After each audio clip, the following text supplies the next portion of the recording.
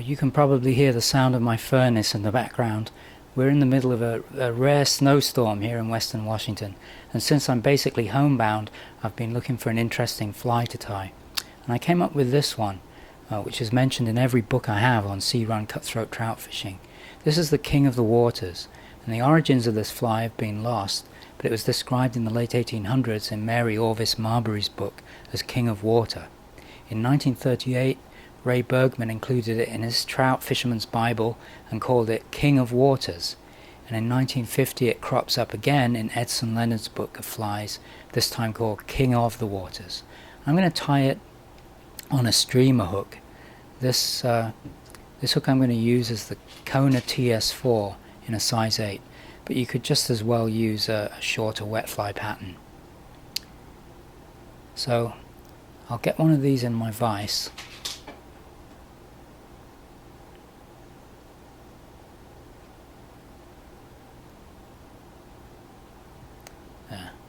And I'm using black UTC 70 denier for this fly because I want it to have a flat base.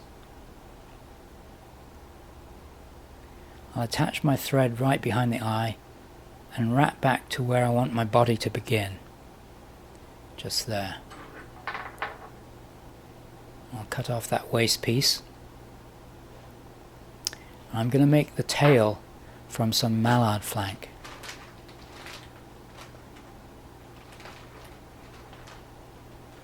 And I've cut away a small clump of about 10 fibers from a nicely barred feather.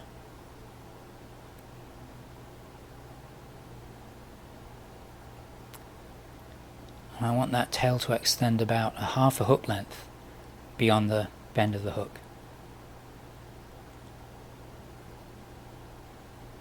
I'm just securing the fibers to the top of the hook with a few thread wraps. Now I'm going to tie in the rib, which is gold oval tinsel.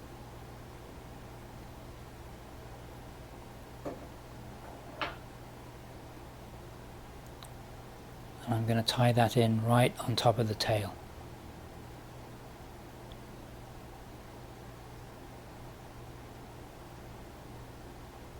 Then the next thing I'll add is the body material, and in this case it's a very bright red floss.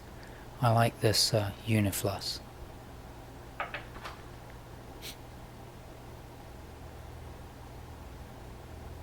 I'm just going to slip that underneath my tying thread and then carefully maneuver it into place on top of the tinsel. Now I'll hold the feather, the tinsel and the floss all together as I secure them with touching turns. And notice that every now and again I'm just going to pause to rotate my bobbin counterclockwise just to keep that thread flat. My aim here is to get as smooth a surface as I can. And then when I reach the bend of the hook, I'm going to reverse direction and advance that thread back to the tie-in point.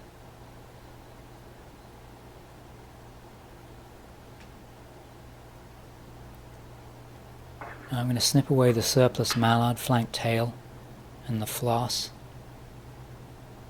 and clean up those ends.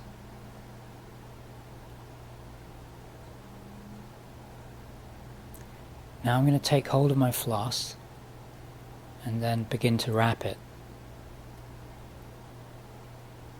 And all the time I'm smoothing it out between my fingertips.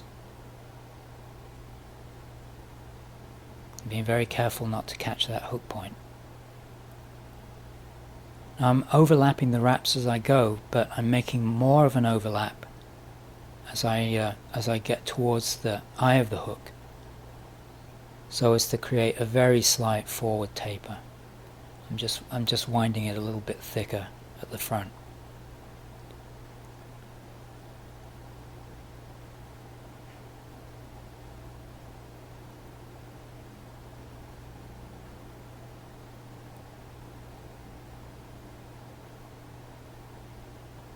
So now I've reached the tie-in point. I'm going to trap that floss and tie it off.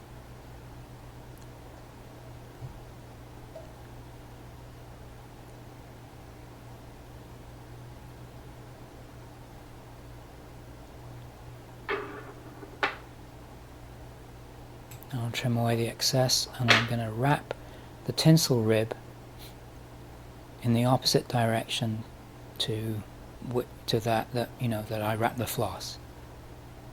I'm going to make 5 open spiral turns, and then I'll keep hold of the tinsel while I tie that off with 5 or 6 thread wraps, just to lock it in place.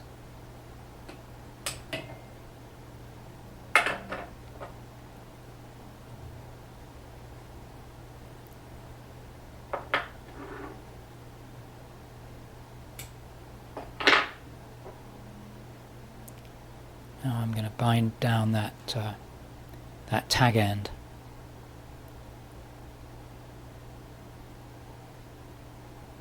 Just tie it in out of the way, and then clean up the head of the fly a little bit more.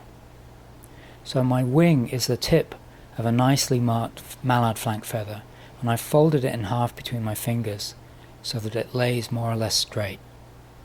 And I want to tie this down so that the tip of the wing is about halfway between the bend of the hook and the tip of the tail.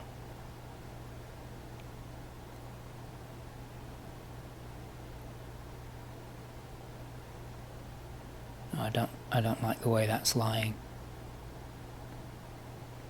I'll try that again.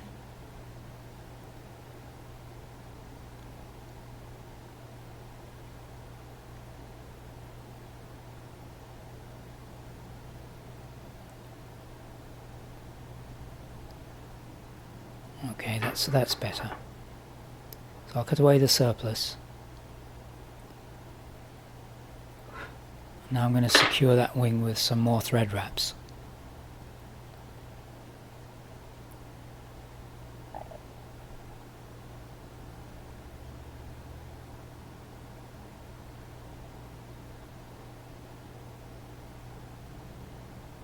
Okay, that looks okay.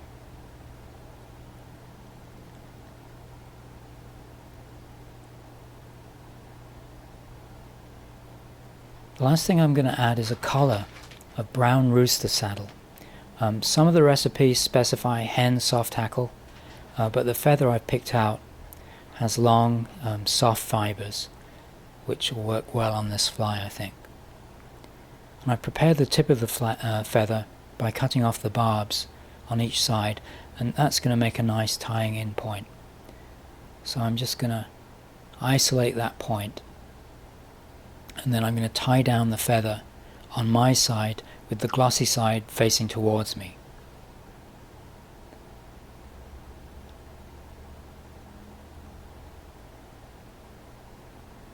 I'm going to moisten my fingertips and then stroke the fibers back as I wrap the feather carefully around the hook.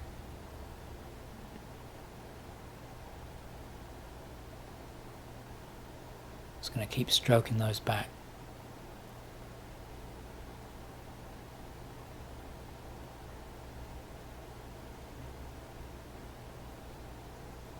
I want to make 5 turns.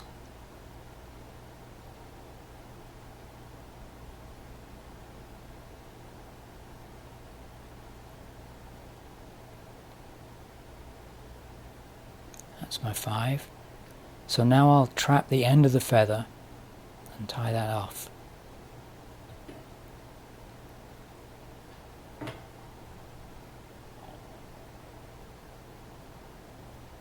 And I'm going to hold all of those fibers back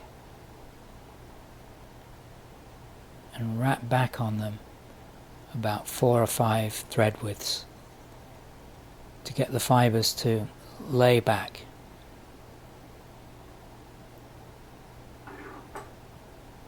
And I'll snip off that excess.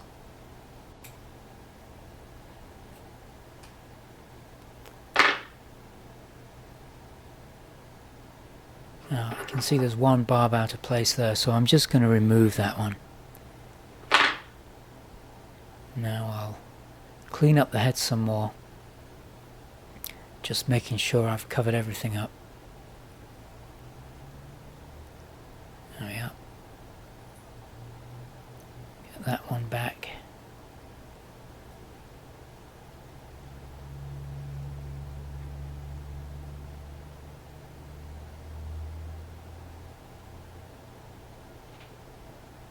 Now all that remains is for me to find my whip finish tool.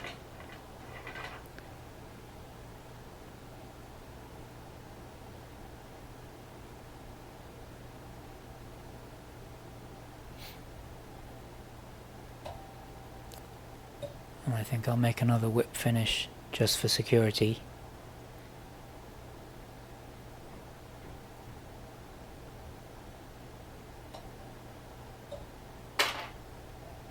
Cut off my tying thread.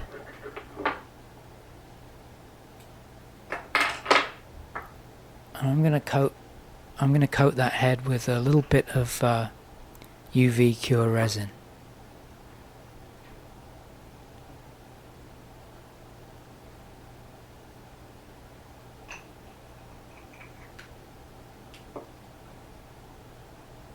Briefly nuke that.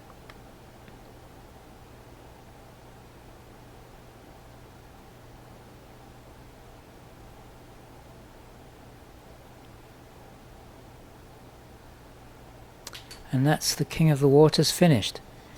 I do hope you've enjoyed this video, and I thank you for watching. Wishing you all the very best of luck.